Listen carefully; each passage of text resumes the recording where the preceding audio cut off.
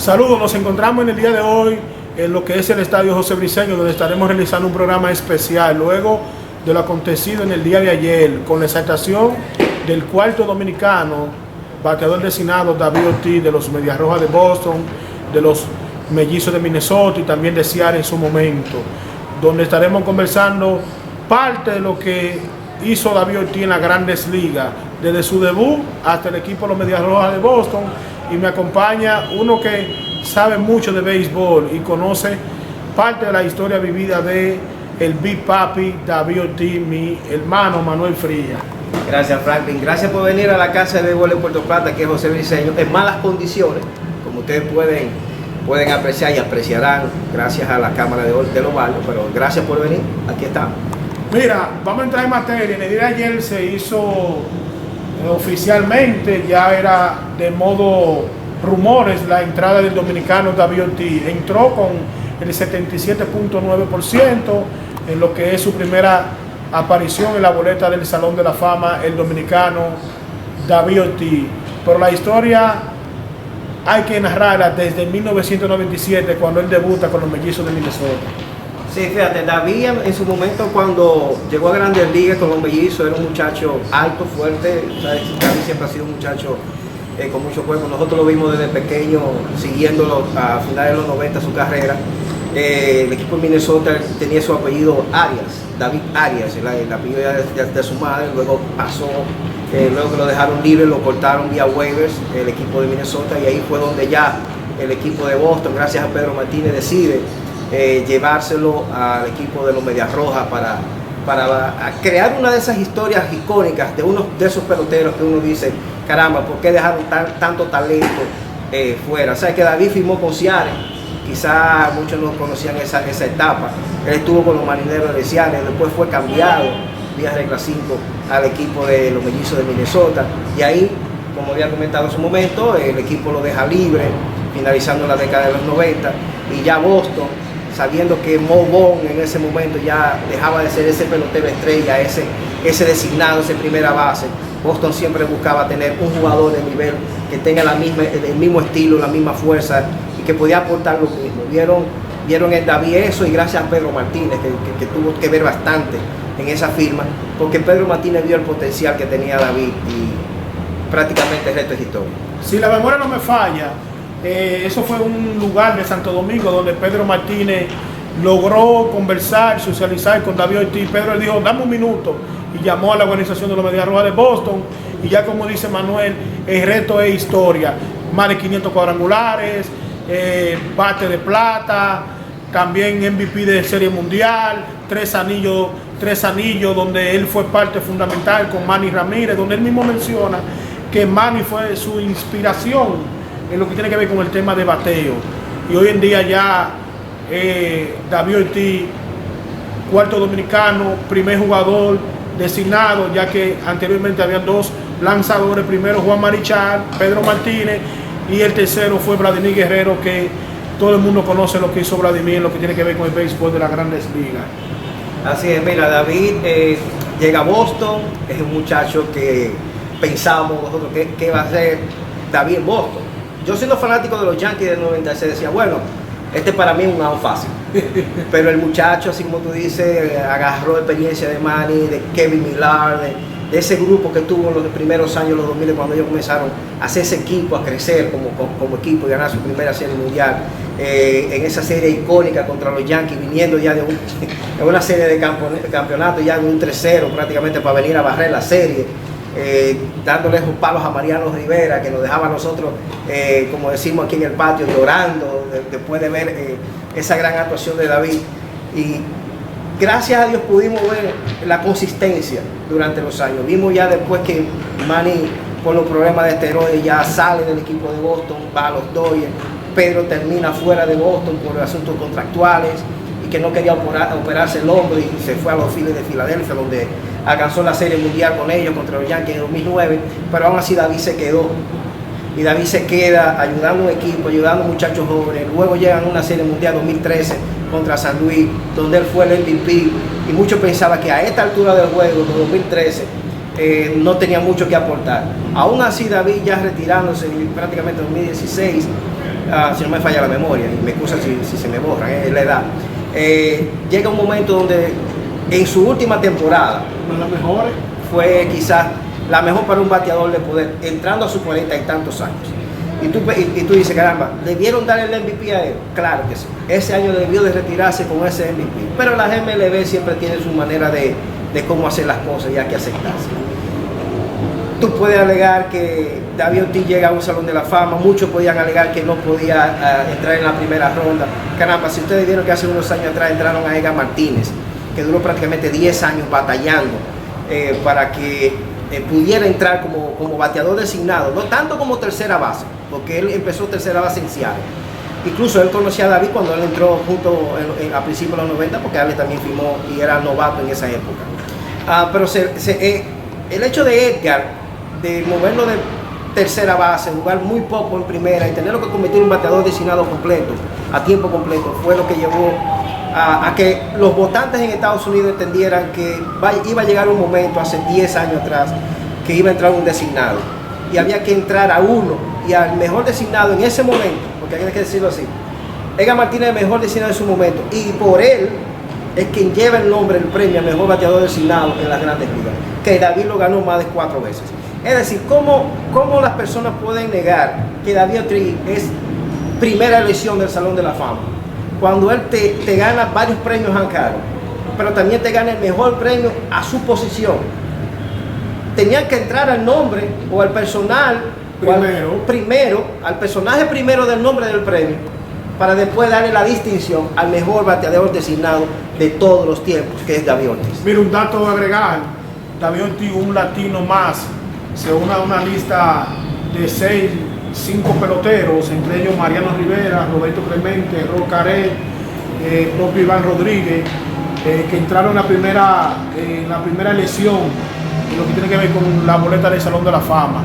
Usted mencionar a David Ortiz en ese grupo, Mariano Rivera, que entró, todo el mundo sabe con qué porcentaje entró Mariano Rivera, el tipo que Manuel mencionó, que el tipo que David Ortiz, Manny Ramírez, prácticamente lo tenían de relajo, como se dice en la Copa Popular, en la 9ª entrada, cuando aquella serie donde Boston regresa de 0-3 y lleva a la final al equipo de los Medias Rojas de Boston, ese grupo de David Ortiz. Pero algo que agregar, el puesto de David Ortiz se lo ganó, como se dice, batallando, ya que Kevin Millar, como menciona Manuel, era la misma posición cuando David llegó al equipo, y habían otros peloteros más en los Medias Rojas de Boston. Y miren hoy en día lo que David logra en esa ciudad, donde el día de hoy una calle tiene el nombre de David Ortiz, y todo el mundo recuerda aquel largo incidente del maratón de Boston, donde David Ortiz agarró el micrófono y todo el mundo se paró de pie a escuchar al Big Papi hablar en ese momento. El hombre fuera del terreno y dentro del terreno fue grande, como se dice, y no todo el mundo llega al Salón de la Fama, solamente llegan los grandes. De una lista extensa que han debutado de dominicanos, de 700 y pico dominicanos, solamente tenemos 4 al día de hoy, y se debe a la grandeza que estos peloteros, esos 4 que están en el día de hoy, han hecho en el terreno. Y por ahí vienen 2 que vienen pronto, que es Adrián Beltré y el dominicano Albert.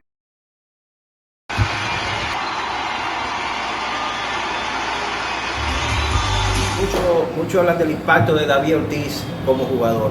Quizás David Ortiz no era tan impactante en su momento de juego, en la época que jugó, como el tiempo que fue sano al momento de la carrera de cuadrangulares como ahora. Hay que ser claro, quizás no tuvo ese impacto.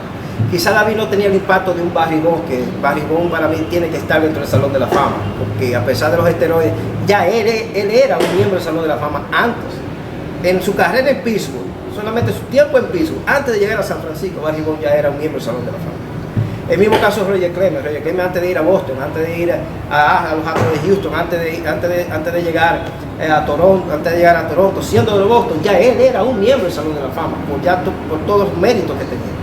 David se ganó, como tú dices, paso a paso su proyecto. Y quizás David no tenía el impacto en su momento en la regular, pero donde vale, que es en la postemporada, ahí sí tenía su impacto, porque no había nadie más temible en un equipo de Boston en un proceso de serie de campeonatos, serie divisional, en una serie mundial, que David Ortiz. No había forma de tú decir, caramba, yo prefiero enfrentar a Manny Ramírez, que me va a dar menos cuadrangular y me la va a poner en juego, y es más fácil yo sacarle un out de línea, un fly out, un rodado, que a David Ortiz, que si se para ahí hay que picharle para que venga y conecte un cuadrangular. O sea, era algo muy diferente el impacto que tuvo. Ahora, el impacto social, el impacto personal, como tú dices, no solo en Boston, sino lo que fue aquí, lo que es aquí en Dominicana. David es un modelo así. A pesar de sus cosas que lo están persiguiendo en términos de situaciones que han pasado en los últimos años, con el tiro que se le pegó en una discoteca y ese tipo de cosas, que eso ya las autoridades dieron su veredicto, y que gracias a Dios lo tenemos vivo para esto, porque todo lo Dios te hace tu vida, te hace tu proceso para que tú llegues a algo, y mira dónde lo tenemos. Quizás lo hubiéramos tenido entrando al Salón de la Fama póstumo, luego de un fallecimiento por un disparo. Pero gracias a Dios lo tenemos en vida. Pero el impacto de David fue muy grande en Boston, fue muy grande aquí. Tú sabes que muchos peloteros en la década de los finales de los años de la década de 2006, 7, 8, esa década de cuando él llegó a Boston hasta 2010, que fueron sus años pico, muchos peloteros que iban creciendo, iban firmando, querían hacer un big pop. Y cuando ya llegaba la postrimería, después que gana esa serie mundial ante San Luis, hacer ese campeonato, ese último en 2013, y luego venir trayendo esa temporada, todo el mundo se decía, caramba, ¿cómo podía David llegar a esto? Sabiendo que David tomaba un turno, corría segundo, daba un doble cuadrangular, tenía que coger una bicicleta estacionaria para mantenerse el cuerpo firme, para mantenerse batallando, y tenía que llegar 2 horas o 3 horas antes de lo que llegaban los muchachos normales, para él estrecharse antes de jugar un partido, porque ya su cuerpo no le daba.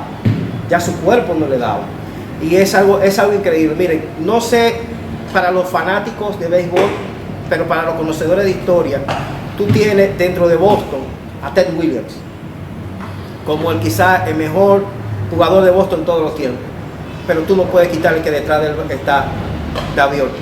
El nuestro, el quizás hablaría yo mucho, porque Pedro Martínez hizo bastante por Boston, Pedro Martínez hizo de todo por Boston, pero si nos vamos en términos ofensivos, Ted Williams, David Ortiz. No creo que no hay más nada que buscar. Y decir que David Ortiz, cuando debutó en el 2002-2003, David Ortiz terminó su carrera en los Medias Rojas de Boston. Hasta el último día, donde lo hizo todo. A veces el fanático dice que él se recotaba para los campeonatos. No, en los 3 campeonatos que tiene los Medias Rojas de Boston, él fue parte fundamental. Los 2 primeros, con Manny Ramírez, aquella serie que va a ser recordada todo el tiempo de por vida, el famoso 0-3 en una serie de campeonatos que nadie pensaba de que Boston iba a regresar en un 0-3 y luego ganarle a San Luis, donde estaba el toletero dominicano, primera base en ese momento, Albert Pujols, que todo el mundo recuerda esa serie donde Boston hizo de todo, pero ya venía de ese 0-3 con fuerza, donde barrió a los Yankees de Nueva York, donde en el caso de David Ortiz y Manny Ramírez hizo de todo en esa serie, los dos. Uno bateaba de primero y luego venía David o venía Manny. Y hablar de esa historia del equipo de los Medias Rojas de Boston, como Manuel dice, Ted Williams primero, y hay que mencionar el nuestro dominicano, David Ortiz, que sí pasó con un 77.9%, pero es uno más que está en el Salón de la Fama, donde muchos desean estar hoy en día. Ya David Ortiz es el Salón de la Fama de Cooperstown, gracias a Dios. Mira, ¿qué te digo?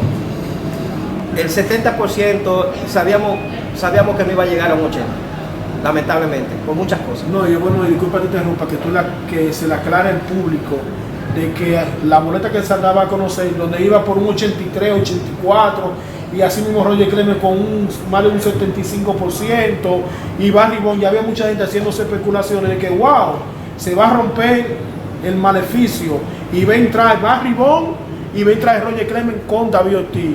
Pero Manuel siempre, como bastante conocedor de béisbol, cuando conversábamos, me decía, David Ortiz es el único que va a entrar esta temporada en lo que tiene que ver con esta boleta. Lamentablemente, la temporada de Roger Clemens, lo que hizo Barry Bonds, que todo el mundo lo conoce, se va a quedar para el comité de veteranos, y así hoy en día los dos están en el comité de veteranos. Esperar que yo tome la decisión de entrar. Mira, eso es correcto.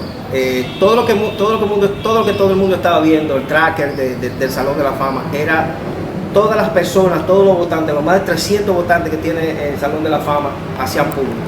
No todos te iban a hacer público su boleta. El voto duro nunca lo hace. Para el voto duro estamos hablando de gente que tiene más de 40 años en esto, que son gente que son tradicionalistas en términos de béisbol y que mantienen esa esencia de un béisbol que no tuvo que ver nada con esteroides, a pesar que Tim Raines en su momento decían que él había corrido hasta con cocaína con estupefacientes metidos en el gobierno. Y que hay muchos peloteros, había muchos peloteros que corrían o hacían cosas fuera de lo normal, pero que recuerden algo, y déjenme decirle algo porque es tan importante la entrada de David. David entró en un momento donde se le hacían las pruebas. Barry Bonds no se le hizo tantas pruebas como a David. Roger Clemens no se le hizo tantas pruebas como a David. Barry Maguire ni hablar. Sosa ni hablar. Si nos vamos a Canseco, sabiendo que Canseco admitió y fue que destapó la caja de Pandora, no se le hacía tantas pruebas como para decir. Eso vino después del reporte Mitchell. Claro, en el reporte Mitchell de aquellos años, primera década de los 2000, estaba David en los primeros 108 peloteros que salieron. Pero estaba Jeff Bauer. ¿Pero dónde está Jeff Bauer? En el Salón de la Fama. ¿Dónde está nuestro amigo y querido y gran catcher que para mí fue un modelo a seguir para cuando yo jugaba? Iván Rodríguez. Iván Rodríguez estaba en la lista. Y un sinnúmero de jugadores que ya están en el Salón de la Fama y que fueron mencionados en el reporte Mitchell. El mismo Mike Piazza. Incluso que entró junto con Griffin Cosmo, el lanzador, que entró con la gorra de los Bravos de Atlanta. Claro, recuerden que Joel vino por una operación, se recuperó, era lanzador abridor, después vino a ser relevista y es el único en la historia de tener 150 victorias y 150 rescates. Entonces, tú tienes muchas cosas y tú dices, caramba, el béisbol está cambiando. No, el béisbol no está cambiando. El béisbol sigue igual. Los escritores están cambiando. No, los escritores no cambian. Quien te mantiene un voto, te lo mantiene. Hay gente que han votado por los 10 años que tiene Barry Bonds en la boleta y Roger Clemens. Hay gente que tiene 10 años votando por ellos. Pero ¿qué sucede? ¿Qué es lo que está pasando? Y para eso nosotros escribimos algo cuando Ken Griffey entró, hace muchos años atrás ya. Y es que la legión de votantes, los nuevos votantes, no les interesa si usó o no usó. Lo que les interesa es lo que hizo ahí. En el terreno. Entonces llega un momento en que no todo el mundo te va a dar un cuadrangular usando esteroides. Ahora, no todo el mundo se va a parar en la lomita y te va a tirar a lo Ronnie Chapman 100 millas usando esteroides. Pregunta un buen lector, como dice por ahí, una de esas frases icónicas, no se debe acordar. Pregunta un buen lector si Andy Pettitte usó esteroides, lo cual admitió en su tiempo con los Yankees, producto de una lesión y quería recuperarse. En la lomita, ¿por qué nunca subió la recta a más de 98 millas? Incluso después de la lesión, no llegaba a 98 millas. Entonces, hay cosas que la gente debe de entender. Ok, Barry Bonds aumentó la cantidad de cuadrangulares. Barry Bonds, a diferencia de todos los bateadores de la historia, tenía un nivel intelectual increíble, tenía un nivel de conocimiento de la zona de detrás, fuera de serie, aparte de su talento natural. Claro. Porque el talento natural que tenía ese muchacho cuando comenzó a subir con los Piratas, desde que comenzó a jugar con los Piratas, desde su primero 30-30, desde que comenzó a dar cuadrangulares, que comenzó a dar 300 honrones y 300 bases robadas, decían, no, ese ya es miembro del Salón de la Fama. Entonces tú dirías, ok, Barry Bonds utilizó esteroides, creció en fuerza muscular, se puso más grande, se veía, oye, claro, se veía, y por eso dio más cuadrangulares. No, él quizás no te hubiera dado los 72, 73 cuadrangulares de la temporada regular cuando él rompió el récord de Maguire. Quizás no, pero pudo haber roto el récord de los 755 de Jacaro. Yo puedo decirte que sí, porque el trabajo que él tenía personal, de físico, para poder ser lo que él era sin esteroides, él pudo haber llegado, igual que Ken Griffey. Las lesiones. Si Ken Griffey en sus años no se hubiera lesionado, en un año en Cincinnati, donde se terminó de fracturar la misma muñeca que se había fracturado en el Kingdom hace muchos años atrás cuando joven, en un juego en Seattle, y después vinieron las lesiones con Chicago, White Sox, y ya terminaron de sacarlo de circulación, pues Ken Griffey hubiera también roto el récord. Yo hubiéramos tenido quizás a Barry Bonds o Ken Griffey siendo los líderes en toda la historia de cuadrangulares, y lo hubiéramos tenido a ellos sin uso de esteroides. Claro, que Griffin nunca usó, eso se notó. Pero Roger Clemens siempre te mantenía una recta en 97-98. Y aún así, usando esteroides, nunca la llegó a 100. Pero es que yo siempre... Entonces, hay cosas que mucha gente dice, no, que esteroides. Esteroides ayudan a mejorar tu cuerpo. Pero si tú no tienes el talento, tu cuerpo no sirve de nada. ¿Me entiendes? Tú tienes que tener el talento. Que esas cosas combinadas, entre talento y esteroides, se combinen y te hacen lo que hizo Barry. Aunque no se lo hagan probado. Adiós. Yo siempre he dicho, y por ahí mismo voy, la última parte. Ejemplo, yo estoy con el bate Nejón y tengo esteroides. Pues yo poner el bate Nejón, la voy a sacar, la voy a poner el bate así. Entonces yo siempre le quiero decir con lo que he compartido, de que si usted no tiene talento, condiciones, usted por más esteroides que usted se inyecte, por más lo que usted quiera hacer, usted no va a rendir. Los números de Barry Bonds están ahí, lamentablemente esos números no se pueden borrar. Lo de Ken Griffey Jr., que ya tiene el Salón de la Fama, no se pueden borrar. Lo de Manny Ramírez tampoco se pueden borrar. Lamentablemente en algún momento de la vida, quizás no estemos vivos, van a entrar Barry Bonds, Roger Clemens, ese grupo completo que ha dado problemas para entrar en la boleta. Sammy Sosa, en algún momento de la vida van a entrar, que no sea ahora, pero en algún momento de la vida, eso mismo tendrán que ese comité de veteranos, que los que votan van a tener que dar la oportunidad. Como tú mencionas, hay nuevos votantes. Aquí en República Dominicana, Enrique Rojas vota, Ernesto Jerez, creo que si la memoria no me falla, Junior Matrillé, voten lo que es la boleta del Salón de la Fama, y en pronto verán otros compañeros más de la crónica deportiva que también votan y que tendrán la manera y elegirán lo que les gusta. Lamentablemente hubo boleta, Manuel, y el público que está con nosotros, que votaron en blanco, no votaron por nadie. Y Enrique Rojas, él de manera especial dice que él no votaba por Sammy Sosa. Creo que por Sammy o Manny Ramírez, si la memoria no me falla ahora, que él no iba a votar nunca por él. Él tendrá su por dentro. Ahora, los números están ahí. Él nunca ha dicho también lo contrario, pero los números están ahí. Pero mira, te voy a explicar algo. Mucha gente habla de Barry Bonds. Y le expliqué un poquito ahora de cómo Barry viene a San Francisco y aumenta.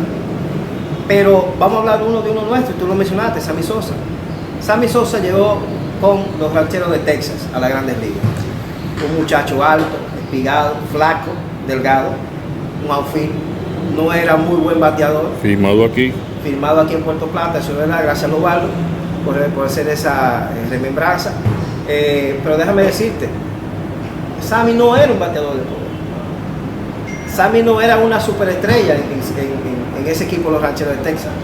Los Rancheros de Texas, al ver que él no tenía la posibilidad de despegar, porque ellos pensaban que él podía tener la facilidad de unificarse en términos de talento a un Juan Igor González, esa era más o menos la línea que iban a buscar entre Sammy Sosa y él, de tenerlo ahí a los dos, y podían parecerse, porque esa era la línea que tenía el dominicano Sammy Sosa, de parecerse a un Juan Igor González. Pero él pasa un proceso y termina cayendo en Chicago White Sox, en un equipo donde necesitaban un bateador de poder. Tampoco se desarrolló porque no se le veía el material a Sammy de ser un bateador de poder. Y lo cambian por otro dominicano de palo a palo, como decimos nosotros. Lo cambian por Jorge Bell, que estaba en los Cubs de Chicago. Y en los Cubs, Jorge Bell entraba a una época de contrato donde ya no podía los Cubs mantener a un Jorge Bell que era la estrella del equipo ofensivamente. Ya Andre Dawson quedaba en una época de que él ya iba saliendo. Ray Samberg en segunda base no era ese pelotero de poder, ¿entiendes? Que Mark Grace era el primera base del equipo de los Cubs en esos años, y Mark Grace no era un bateador de poder. Pero quien resolvía las carreras remolcadas, quien resolvía la hora buena, era Jorge Bell, el dominicano. Y lo cambian por Sammy Sosa, esperando tener algo de Sammy. Sammy llega a los Cubs, flaquito, delgadito. ¿Y qué sucede? El resto de historia. El resto de historia. Comienza a aumentar de peso. Te estoy hablando del mismo caso de Barry Bonds, pero con un dominicano. Comienza a subir de peso, comienza a subir masa muscular, pero nada más dicen que Sosa fue que Barry Bonds fue el único que usó esteroides después de él. Barry Bonds era un Salón de la Fama antes de usarlo. Sammy Sosa no lo era. pero es que Escucha, pero es que tampoco se lo ha comprobado. Pero aunque no se le compruebe, pero en épocas de esteroides, en los 90, muchos lo usaban. Ken Caminiti, que en paz descanse, Ken Caminiti, un tercera base de los Astros de Houston, era una persona que usaba esteroides en todo momento, porque vivía con molestias físicas. Vivía con molestias físicas. El problema es que en aquellos tiempos no se hicieron tan viral como el proceso de Balco, como el proceso que cayó con el primo de Ale, que se hicieron muy públicos, porque en aquellos tiempos no había tanta prensa, no había tanta libertad de expresión en términos de béisbol, porque lo que buscaban era que la estrella del equipo saliera, que el equipo tuviera sus cosas de oficina, pero que saliera lo más importante del jugador, que saliera la imagen del equipo, que el equipo estuviera ganando, no cosas que trajeran conflictos en los 90. Si ustedes comparan la época de los 90, 1990, después que los Rojos de Cincinnati le ganan a Oakland en esa serie mundial, José Ríos fue el campeón y fue el MVP, hasta el 99.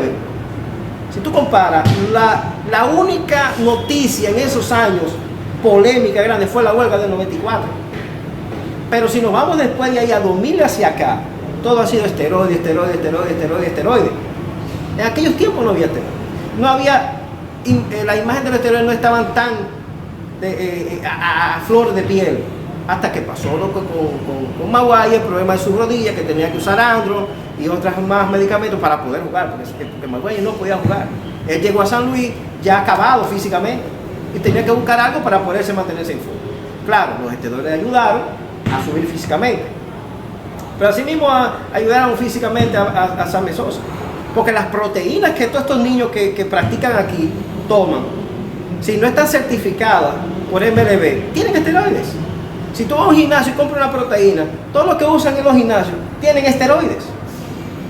¿Me entiendes? Si no está certificada por la MLB, tú no la puedes tomar si juegas béisbol, porque si no vas a dar positivo a esteroides. Entonces en aquellos tiempos no había esa seriedad con el control de lo que tú ingerías para tu cuerpo. Entonces, ¿quién me dice a mí que Sammy Sosa no lo tomó? Bueno, puede decir que no. Pero en su momento, si ven la historia de Sammy como llega a finales de los 80 con el equipo de Texas y termina con los equipos de los Cubs de Chicago y después regresa con lo que pasó y le dieron unos añitos ahí en Texas para que pueda terminar en buena liga. Miren su cuerpo. Miren el de Barry, si van a atacar a Barry por lo que hizo, porque estaba flaquito en los Piratas y llegó a los Gigantes de San Francisco y se puso así, ¿por qué no atacan a Sammy? Que Sammy también empezó así y terminó así. Entonces, si no se lo han comprobado, gracias a Dios, si no se lo han comprobado, excelente. Pero, ¿quién era un Salón de la Fama antes de los esteroides? Barry Bonds. Claro. Lamentablemente nuestro Sammy no. Nuestro Sammy llega en un proceso donde se ejercita, donde se prepara físicamente. Si no lo usó, excelente, porque no se lo ha demostrado, ¿verdad? Excelente, pero llegó un momento donde ya la comidilla de los esteroides estaba. Ya todo el mundo ya sabía quién estaban usando. Y había mucha gente joven que con cuerpos exuberantes lo estaban usando. Y el equipo de Oakland en esos años de los 80, ¿quién no lo usaba? Mira, Manuel, ya la última parte de este conversatorio acerca de lo que es la entrada de David Ortiz, hay que mencionar ya en esta última etapa de los posibles dominicanos que ya vienen en el camino. Dos de ellos que no tienen ninguna negatividad, que eso van a entrar desde el momento que estén en la boleta. En tercera base, en su momento Ranchero de Texas, Dodgers de Los Ángeles, Boston también. Hablamos de Adrián Beltré, que para mi juicio personal es el mejor tercera base dominicano que yo he podido ver en el béisbol de las Grandes Ligas. Y el dominicano, primera base de los Cachorros de los Cardenales de San Luis y de los Angelinos de Anaheim y Dodgers de Los Ángeles, en el caso de Albert Pujols. Un asterisco que uno que iba a entrar, pero lamentablemente, como tú mencionas, de las vitaminas que usan, dio positivo, era Robinson Cano, que estaba en ese mismo grupo de Adrián Beltré, Albert Pujols y otros que vienen por ahí. Lamentablemente ya todo el mundo conoce el caso de Robinson Cano, que dio 2 veces positivo. Pero en el caso de Adrián Beltré, ese no tiene nada de rechazo. Quizá lo único que no hablaba con la prensa, Adrián Beltré, pero después los números en el terreno, Guante de Oro, estuvieron ahí. Albert Pujol, el resto de historia. Fíjate, lo único que le faltó a Adrián Beltré fue un anillo de ceremonia. Yo creo que si Adrián Beltré hubiera solicitado un cambio, con esa época que él estuvo en los Dodgers, pudieran haber llegado a una serie de campeonatos de la Liga Americana, quizás, ¿verdad? Pudiera haber llegado en su momento a una serie mundial. Y si hubiera estado quizás ahora mismo con este equipo que está ahora en los Dodgers, un Adrián Beltré aquí, caramba, quién sabe, cuántas series mundiales hubiera ganado. Pujol, ni hablar. Yo creo que Pujol entra con más de un 90% de las votaciones cuando toque su entrada. Adrián Beltré va a entrar alrededor de un 80 y algo. Yo creo que Adrián Beltré no va a pasar de un 85. Claro, es una nueva legión de votantes. Muchos han visto la calidad que fue Adrián Beltré, lo humilde, el gran trabajo social dentro y fuera del terreno, cómo ayudaba a los jóvenes, el ser carismático con sus compañeros de equipo, que eso ayuda bastante. Pujol, como podemos decirle, uno no puede hablar de dioses, porque solamente hay un dios en todo el mundo, pero si le hablamos dioses de béisbol, Pujol es uno de ellos. La humildad, la sencillez, el trabajo que viene haciendo desde que llegó a la Grandes Ligas, esa sencillez que siempre ha mantenido desde su primer turno en Grandes Ligas, pues, que él subió junto con Maguire retirándose casi. Tuve que buscarle un puesto porque no sabía dónde ponerlo al pobre Pujol, que en tercera, que en right field, que en primera, hasta que Maguire se fue.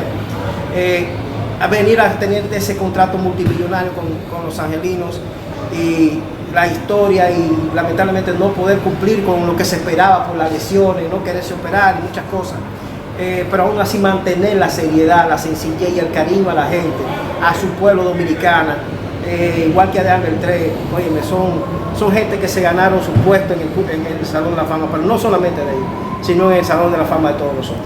Así es. Gracias a todos los que estuvieron en sintonía con nosotros, y será hasta una próxima ocasión con otros temas que estaremos analizando en los días venideros. Así de que pasen feliz estos días. Gran fiesta en República Dominicana, en su hogar en Santo Domingo y a través de la isla, donde nacieron 4 miembros del Salón de la Fama. David jugó por 20 años con los Mellizos de Minnesota y los Medias Rojas de Boston. En 10 ocasiones fue seleccionado al Juego de las Estrellas y ganó el Bate de Plata 7 veces. David ganó 3 campeonatos con Boston en el 2004, 2007 y en el 2013, cuando fue nombrado el jugador más valioso de la Serie Mundial. Es uno solo de 4 jugadores en la historia de MLB con 500 jonrones y 3 campeonatos de Serie Mundial, uniéndose con Babe Ruth, Mickey Mantle y Reggie Jackson, sus nuevos hermanos dentro del Salón de la Fama. Su gran personalidad es parte de su legendaria carrera. En el 2011 fue nombrado el ganador del premio Roberto Clemente gracias a su esfuerzo y gran labor en la comunidad de Boston y República Dominicana. Será un gran placer que David nos acompañe para su inducción el 24 de julio aquí en Cooperstown. David Américo Ortiz Arias, bienvenido a Cooperstown.